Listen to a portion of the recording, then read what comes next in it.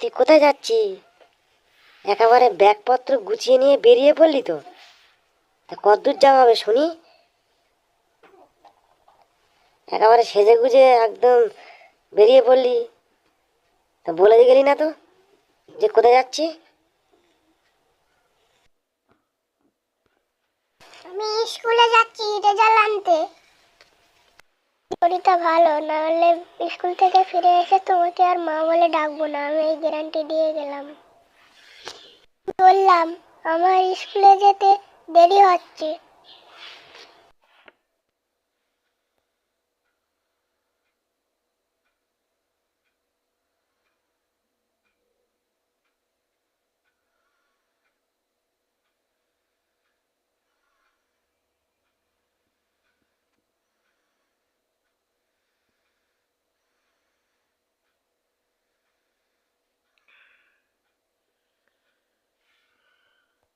পরীক্ষায় পাশ করতে পারবো তো?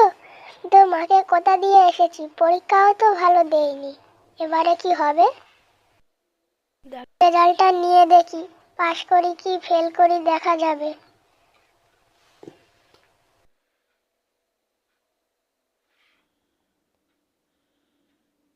কিরে পিয়া, তুই কোথায় যাচ্ছি?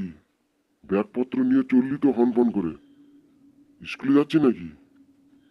মনে তো হচ্ছে স্কুলে যাচ্ছি। তোর বাবা মা সব ভালো আছে তো? বাবা মা সব ভালো আছে, তুমি কেমন আছো তাই বলো। আমি স্কুলে যাচ্ছি রেজাল্ট আনতে। আজকে আমাদের পরীক্ষার রেজাল্ট দেবে, তাই আমি স্কুলে যাচ্ছি।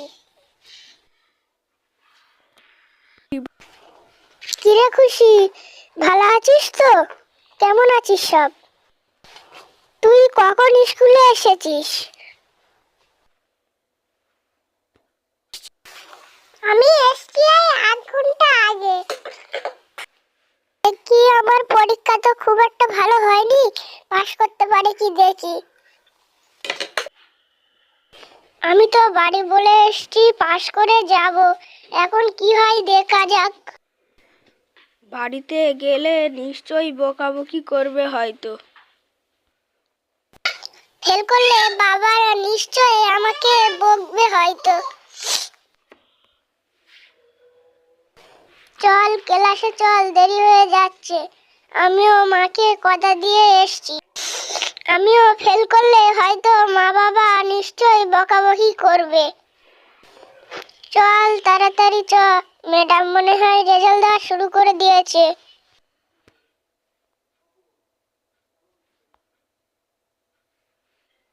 এই খুশি, ম্যাডাম তো রেজাল্ট দেওয়া শুরু করে দিয়েছে, আমাদের আসতে দেরি হয়ে গেছে।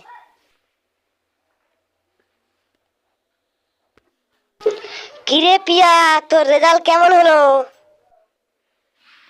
তুমি মা বলার যোগ্যতা হারিয়েছো, তোমাকে আর মা বলবো না।